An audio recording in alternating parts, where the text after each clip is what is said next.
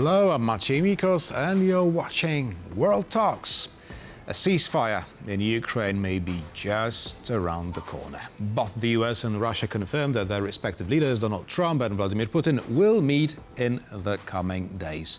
And to discuss the latest from the Ukrainian perspective, we're joined by Vitalii Rishko, Ukrainian Program Coordinator at the Global Governance Institute. Good afternoon.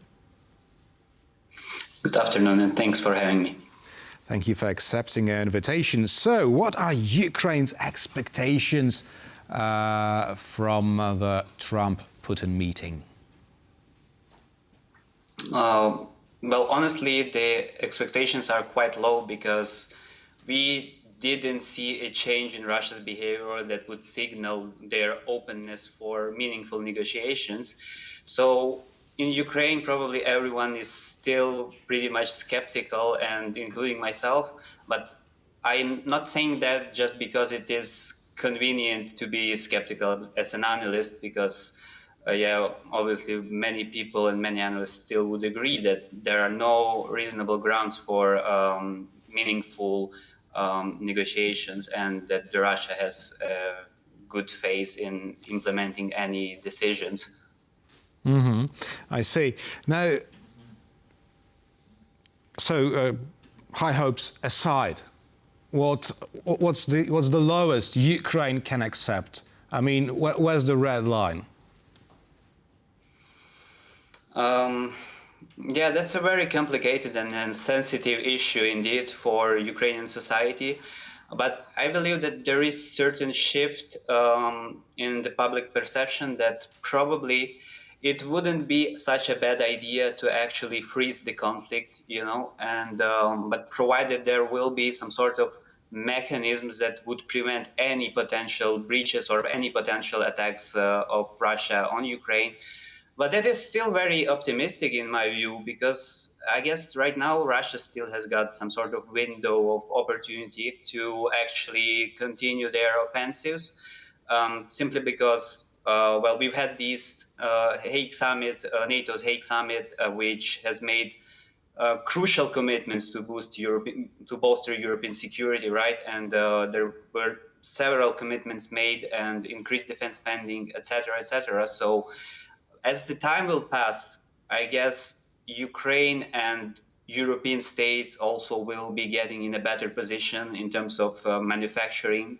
So for Russia right now, I don't see any reason for them right now to engage meaningfully in those negotiations, right? Mm-hmm. I see, but they may be forced to. Maybe there's something we just fail to see, because this meeting takes place for a reason. Do you know why? Is it taking place at all? You mean the meeting between Trump and Putin, right? Yeah, if it comes to pass, of course. Well, all right, yeah. So we know that tomorrow will be this deadline that was set by the Trump administration for Russia to show any meaningful signs that they are going to engage in diplomacy and negotiations. So, and that's why there was also the meeting between Witkoff and Putin. So, the only thing that I believe that could happen is some sort of partial ceasefire, right? Negotiations over partial ceasefire, but that has already failed before. And even the notion of these deadlines provided to Russia by the Trump administration is something, I don't know how they invented that, because since Trump's inauguration, there have been numerous attempts to engage with Russians diplomatically. And we remember how it ended. So there were no talks about the ceasefire on the ground, and instead there were some talks about ceasefire in the sea, in the air, etc. And that was breached by Russians in a day or two. So also attacks on civilian infrastructure, energy infrastructure, and so on. So we've seen that, and that failed. For now, I guess, what's really vital to remember is even the Trump administration and Trump's team is still divided when it comes to the issues of Russia and Ukraine policies. because there you have members who advocate for more support to Ukraine and adopting more coercive approach towards Russia, economic coercion, political coercion, etc. And there are others who believe that, well, yeah, Ukraine should make more concessions because Russia would anyway prevail on the battlefield, according to their calculus. Now, according to American media reports, Donald Trump wants to meet with Vladimir Putin only if the Russian leader meets with President Zelensky. Now, therefore, is the whole meeting in question now? Because Putin has already stated today that not all the requirements for such a meeting have been met. He has been stating that for quite some time, actually. So, yeah, what he does repeat constantly is that certain conditions should be met. And first, there should be some sort of discussions at the technical level. And then he would be able only to meet with Zelensky to actually sign an agreement. But we all know what that agreement would entail. That would be simply the capitulation of Ukraine.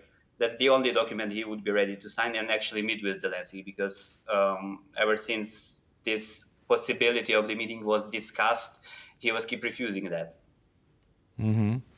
Now, President Zelensky also says that Europe must be part of the peace process. Why is it so important to Ukraine? Well, yeah, indeed, European states are, I would say, more natural allies to Ukraine. They share the pretty same security perceptions, and they see Russia as the most immediate long-term threat, contrary to what the U.S. is saying. For now, China is their biggest priority right now, and it will remain like that for the coming years or possibly decades.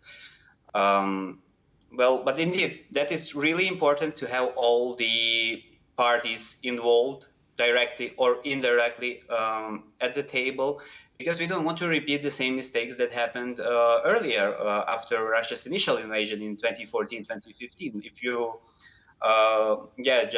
let me remind you that, for instance, the U.S. was abstaining for a long time to really be a part of negotiations.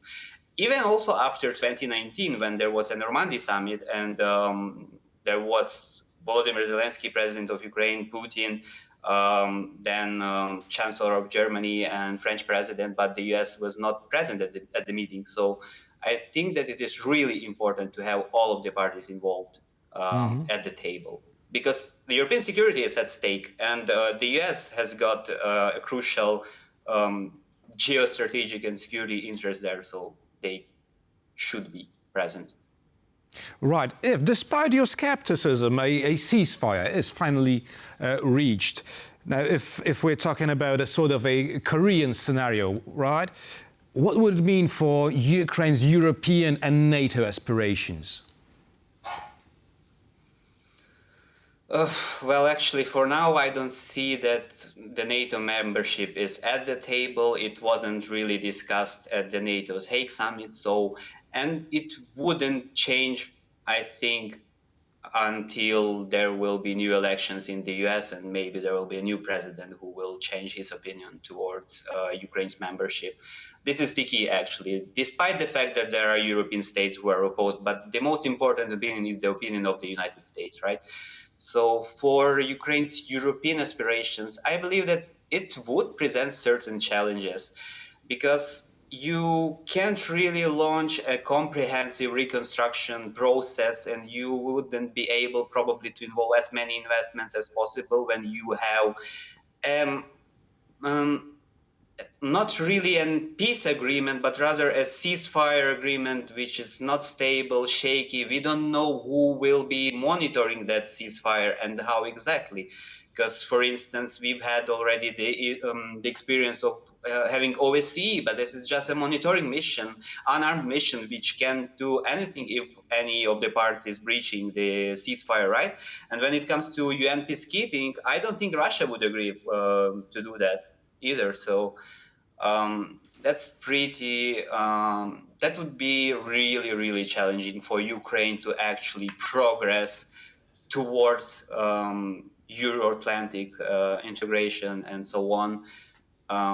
But yeah, that is a possibility that it could happen. And there could be some other challenges as well, because if, for instance, Ukraine is stagnating in these terms, then there could be dissatisfaction at the level of society, which is very dangerous at this point also Well, for the now, resilience of the country in general. the latest polls show that the society wants predominantly to end this war as soon as possible. Vitalii Rishko, Ukraine Program Coordinator at the Global Governance Institute, was our guest this afternoon. Thank you very much.